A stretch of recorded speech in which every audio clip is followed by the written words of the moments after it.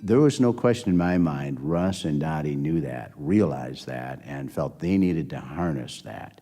So that's really what I think started the whole movement. They started first a representative group, and it really is the forerunner of all that we're doing today.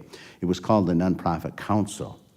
And it was a very interesting group. I remember some of the issues where is it going to be the not-for-profit council, the nonprofit council, but notwithstanding that, they appointed some very representative people, and they saw for the first time it couldn't be just the foundations. And that was kind of the history because they had so much funding, and they could pretty well determine the course and the direction of philanthropy. Russ really clearly felt that you couldn't do it without all the players.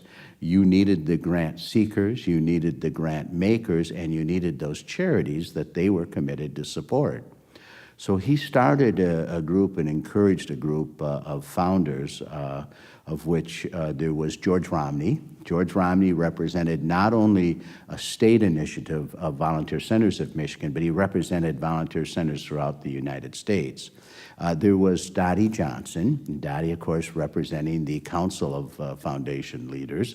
Then there was Richard Austin, who was Secretary of State at the time.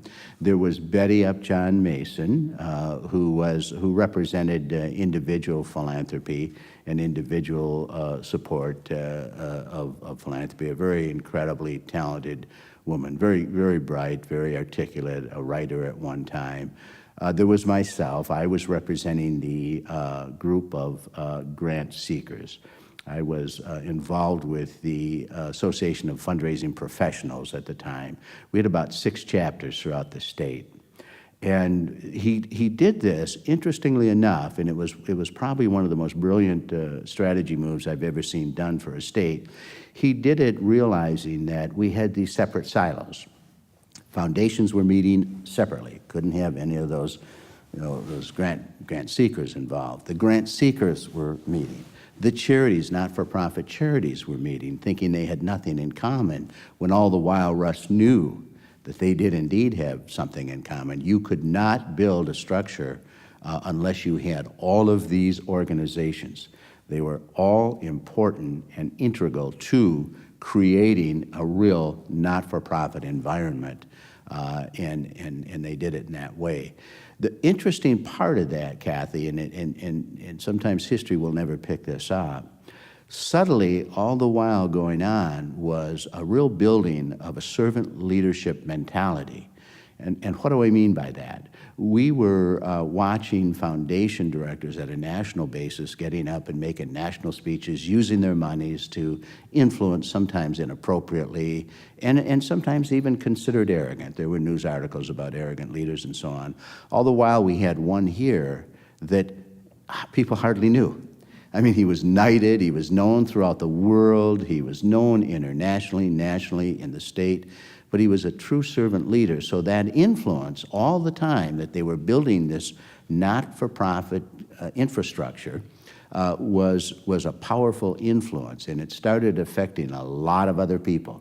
And so that, to me, was the beginning of this movement. We went from that to the first grant seekers, grant makers meeting.